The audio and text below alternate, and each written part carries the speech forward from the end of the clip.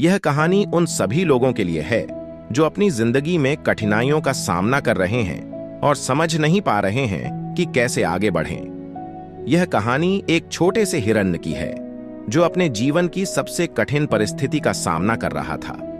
क्या वह उस परिस्थिति से बाहर निकल पाएगा? आइए जानें। एक बार की बात है, एक घने जंगल में एक हिरण्य अपने परिवार से अलग होकर पानी की तलाश में भटक रहा था। दिन भर की यात्रा के बाद उसे अपनी प्यास शांत करने के लिए कोई पानी नहीं मिल पा रहा था। वह बहुत थक चुका था और उसकी आंखें सूखी हुई थीं। प्यास से बेहाल हिरण्य ने सोचा कि यदि कुछ देर के लिए आराम कर लूं तो शायद शक्ति मिल सके।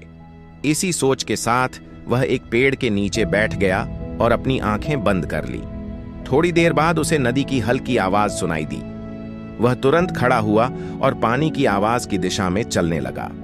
जैसे ही वह नदी के पास पहुंचा, वह देखता है कि सामने एक बड़ी नदी बह रही है। उसका चेहरा खुशी से खिल उठता है, जैसे वह अपनी सारी प्यास बुझाने के लिए तैयार हो। वह नदी के पास जाता है और अपना सिर नीचे झुकाकर पानी पीने लगता है। लेकिन तभी उसकी नजर दाहिने तरफ जाती है। वहां वह शिकारी खड़ा होता है, हाथ में तीर लिए निशाना तानकर। उसका दिल धड़कने लगता है। फिर वह बाएं देखता है तो एक शेर झाड़ियों के बीच से बाहर आता हुआ दिखता है और उसे घेरने की कोशिश करता है। अब वह और भी ज्यादा घबराता है। उसके चारों ओर खतरा बढ़ता जा रहा था। अभी वह थोड़ा और समझ पाता, तभी उसकी नजर पीछे की ओर जाती है। वहां आग की लपटें उसकी तरफ बढ़ रही थीं। जंगल में आग लगी हुई थी और वह बहुत तेजी से उसकी ओर बढ़ रही थी। चारों तरफ से मुसीबत आ चुकी थी।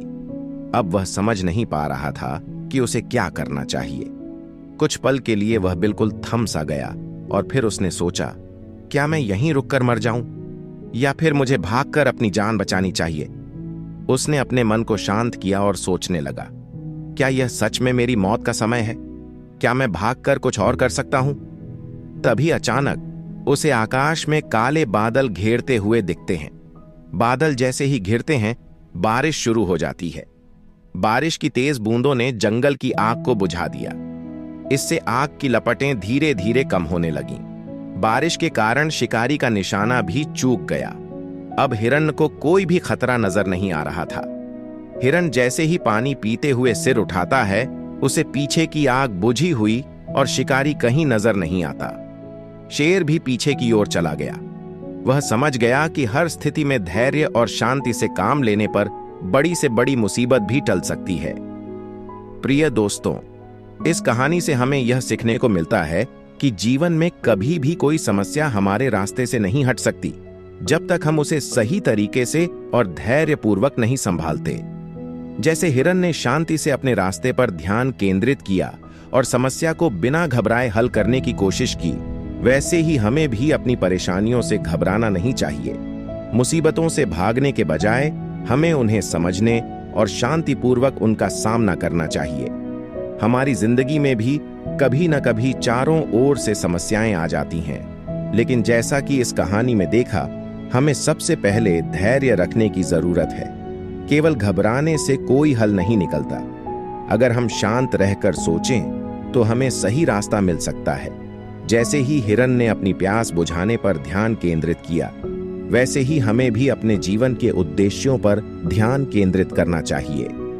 जीवन में आ रही समस्याओं के बावजूद हमें घबराना नहीं चाहिए।